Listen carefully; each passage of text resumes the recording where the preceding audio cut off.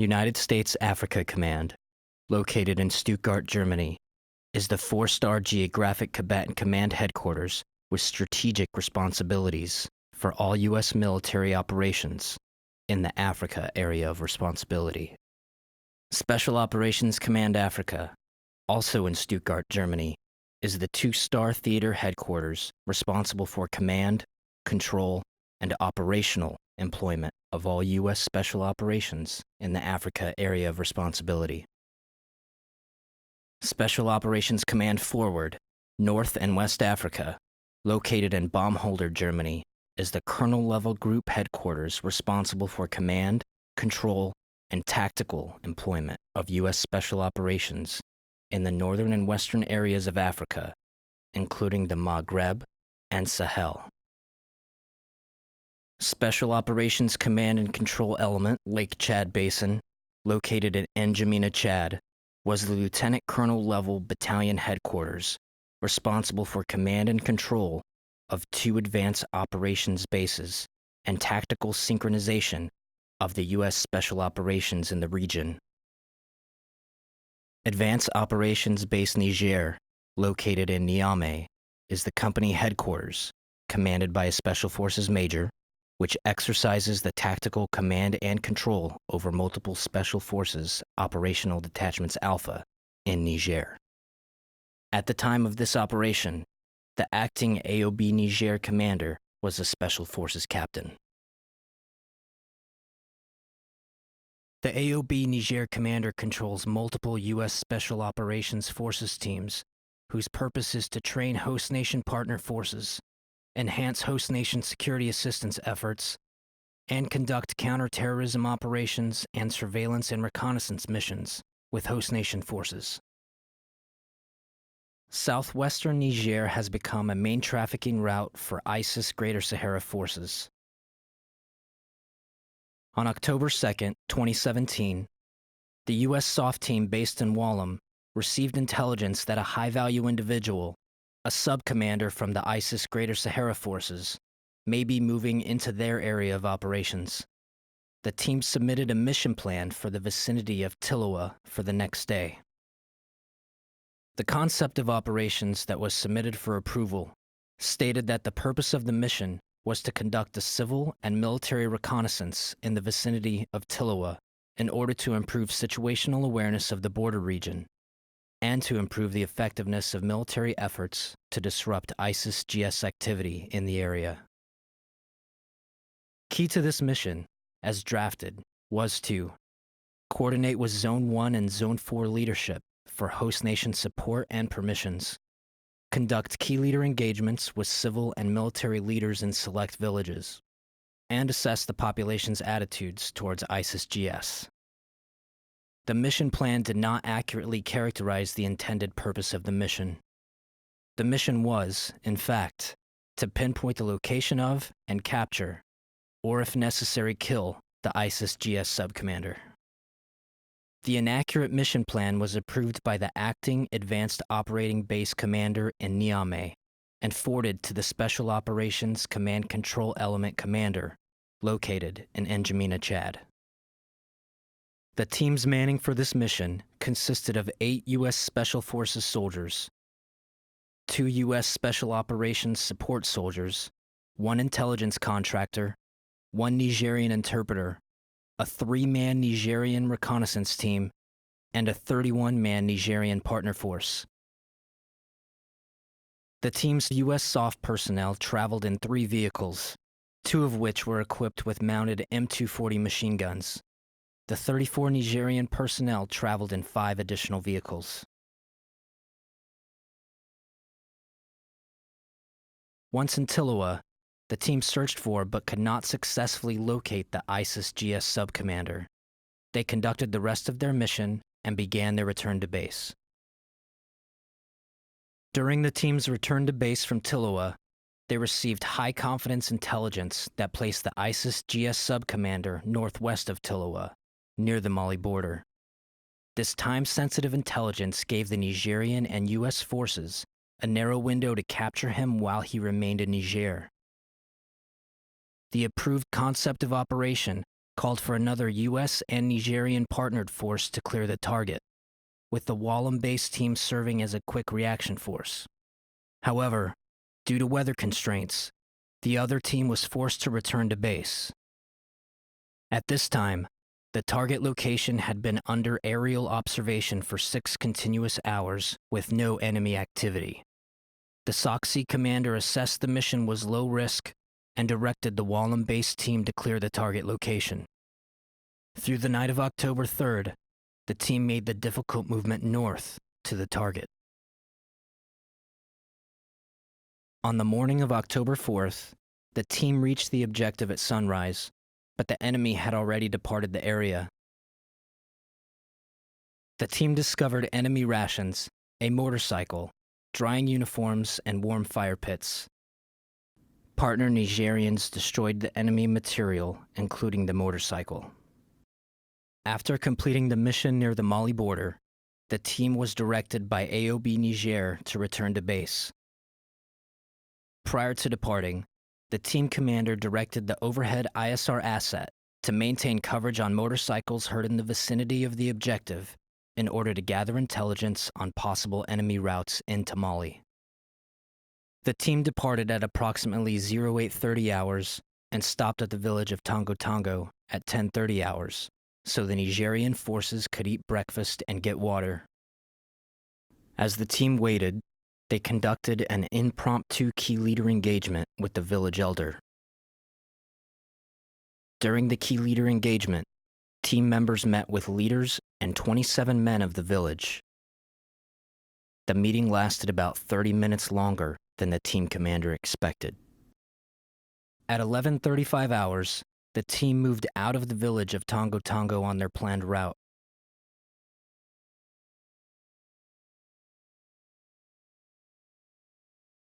Approximately 100 meters outside of the village, enemy forces attacked the team with small arms fire directed at the rear of the convoy. Enemy fire was initially light, then intensified as they advanced through the woods on the team's position. At this point, the convoy halted. The team reported enemy contact to the Advanced Operating Base. U.S. Vehicle 1 and U.S. Vehicle 3 immediately began returning fire with their mounted M240 machine guns, while team personnel exited vehicles, donned personal protective equipment, and returned small arms fire. The team commander and 4 Nigerian soldiers maneuvered on foot to the southeast to flank what was estimated to be a small enemy force. At this time, the Nigerian, AOB, and SOCC commanders began sending response elements to the team's location. The team sergeant moved forward with U.S. Vehicle 3 to better control the unit and to coordinate machine gun fire with U.S. Vehicle 1. Staff Sergeant Jeremiah Johnson moved from U.S. Vehicle 3 back to near U.S. Vehicle 2, intending to fire an AT-4 anti-tank rocket at the enemy toward the north. The investigation determined that Niger Vehicle 5 departed the ambush site during this period, but did not determine precisely when or by what route.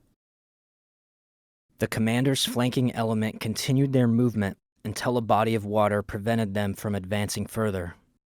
They identified and engaged enemy fighters across the body of water. The team commander observed a larger than expected enemy force moving to his east, which consisted of motorcycles and vehicles with mounted heavy machine guns. The flanking element returned to the halted convoy at 11:57 hours and issued the order to move south to prevent being outflanked by enemy forces. The movement was not immediate, as the team commander and team sergeant had to rally and recover Nigerian forces who had taken cover in the woods. Niger Vehicles 3 and 4 were immobilized and abandoned. Niger Vehicles 1 and 2 were the first to depart. As the rest of the team loaded into their vehicles, they saw Staff Sergeants Bryan, Jeremiah Johnson, and Dustin Wright in the vicinity of U.S. Vehicle 2. The team commander signaled to begin movement, and Staff Sergeant Jeremiah Johnson acknowledged the order with a thumbs up. A team member threw a smoke grenade to conceal the team's movement.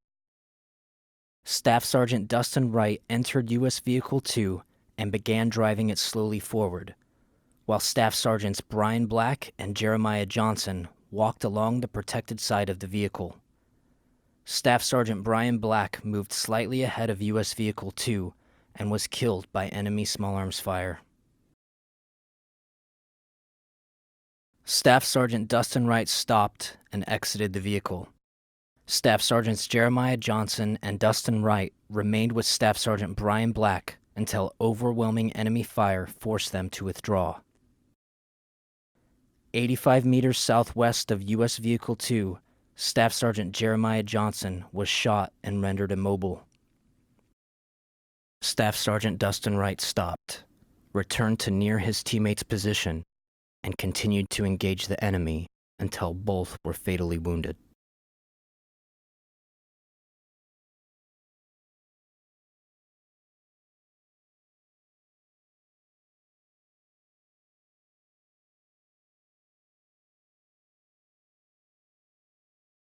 U.S. Vehicles 1 and 3 and 2 Nigerian vehicles drove approximately 700 meters south of the ambush site to form a defensive position referred to as Position 2.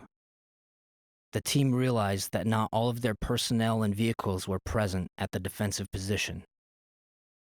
After repeated attempts to radio the team members last seen in the vicinity of U.S. Vehicle 2, 2 U.S. SOF members from U.S. Vehicle 3 volunteered to return on foot to the ambush site to attempt to locate them.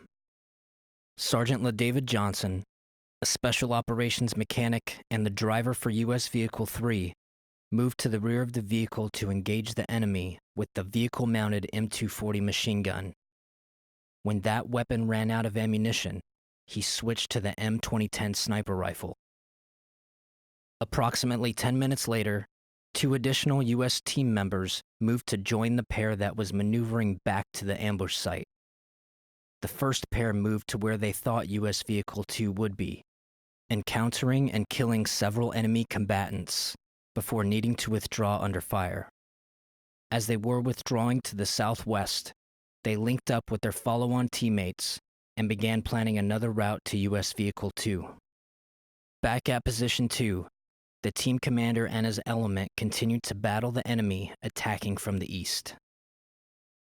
At approximately 12:25 hours, enemy gun trucks and dismounted forces opened fire on Position 2 from the southeast. The overwhelming fire forced the team commander to order a withdrawal. 2 Nigerian vehicles departed the area, moving to the southwest. U.S. Vehicle 1 circled the perimeter under intense fire, gathering American and Nigerian personnel. Simultaneously, Sergeant LaDavid Johnson and Nigerian personnel attempted to board U.S. Vehicle 3. Special Operations members last saw Sergeant LaDavid Johnson moving around to the driver's position of U.S. Vehicle 3 between 12:25 and 12:30 hours. U.S. Vehicles 1 and 3 came under overwhelming enemy machine gun fire, preventing Sergeant LaDavid Johnson from entering his vehicle. Believing Sergeant Johnson was in control of his vehicle, the driver of U.S. Vehicle 1 accelerated hard to the northwest. Unable to enter U.S. Vehicle 3, Sergeant Johnson and 2 partner Nigerians became separated from U.S. Vehicle 1. They escaped on foot, eventually running to the southwest with the enemy in pursuit.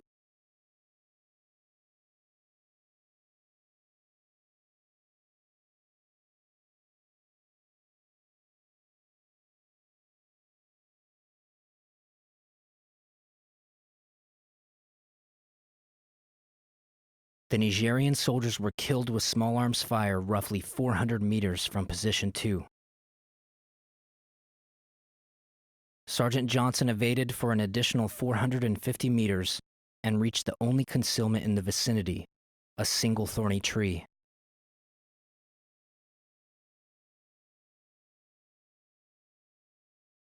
At this position, he continued to fight.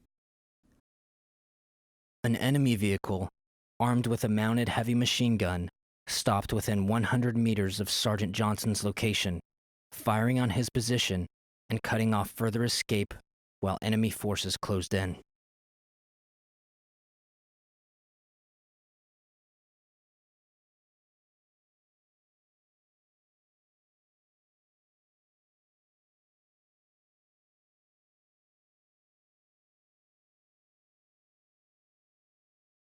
Leaving Position 2, U.S. Vehicle 1 moved northwest, pursued by enemy vehicles and under intense enemy fire. Team members did not realize U.S. Vehicle 3 did not follow. During this movement, 5 of the 7 passengers in the vehicle sustained gunshot wounds, with one Nigerian fatally wounded. The driver was shot through the elbow, but continued to drive. The team commander, riding in the bed of U.S. Vehicle 1, was shot and thrown off the vehicle. The driver performed another circular maneuver under heavy fire to recover the commander, and resumed movement towards the northwest with the enemy in pursuit. Once inside the tree line, U.S. Vehicle 1 became stuck in mud.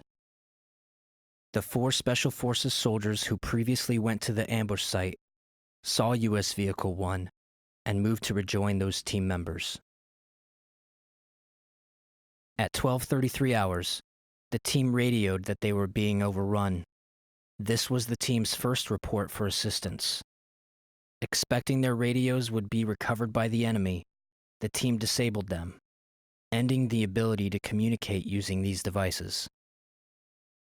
7 American and 4 Nigerian personnel fled U.S. Vehicle 1, evading under concentrated small arms and mortar fire. They moved through the swamp, broke contact with the enemy,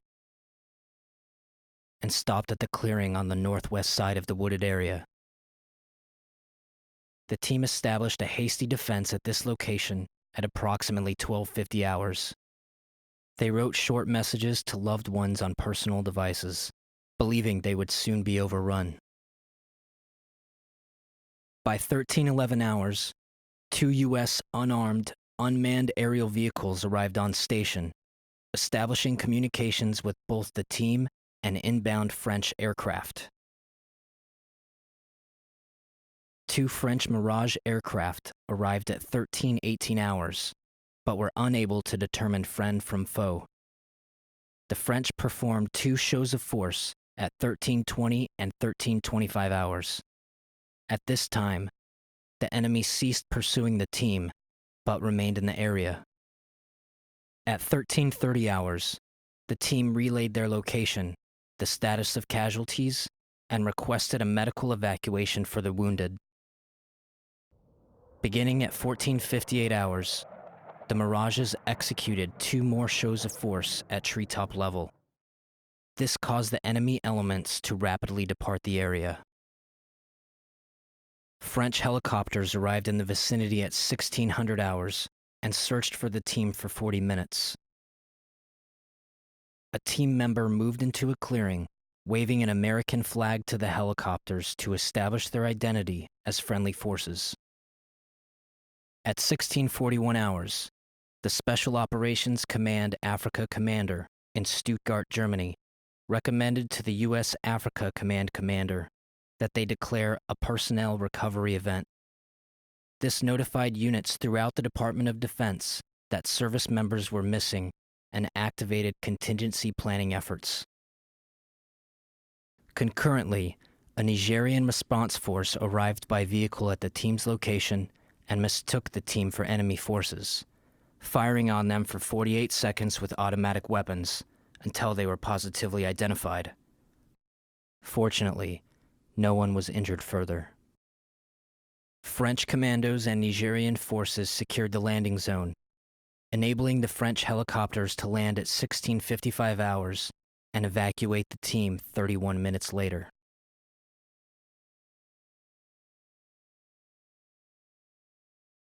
At approximately 18:25 hours, Nigerian Quick Reaction Forces discovered the remains of Staff Sergeant Bryan Black, Staff Sergeant Jeremiah Johnson, and Staff Sergeant Dustin Wright at the ambush site.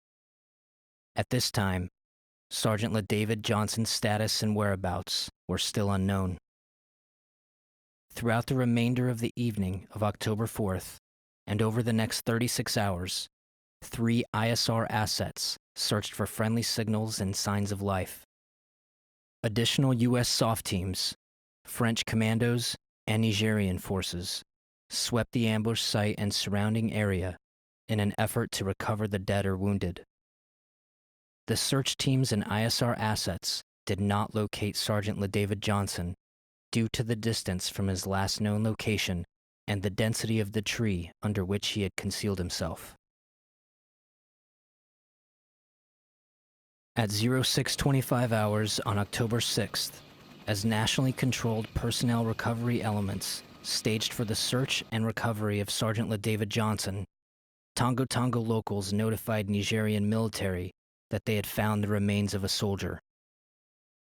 At 1200 hours, the Nigerian military arrived at the location of Sergeant LaDavid Johnson. When Sergeant Johnson was found by Nigerian forces, he was beneath the dense canopy of a thorny tree. Sergeant Johnson was found lying on his back with his arms to his sides. His hands were not bound. Sergeant Johnson was clothed, though his boots and serviceable equipment had been removed by the enemy. The investigation determined Sergeant Johnson was not captured alive. His remains were transferred to U.S. custody at 1522 hours.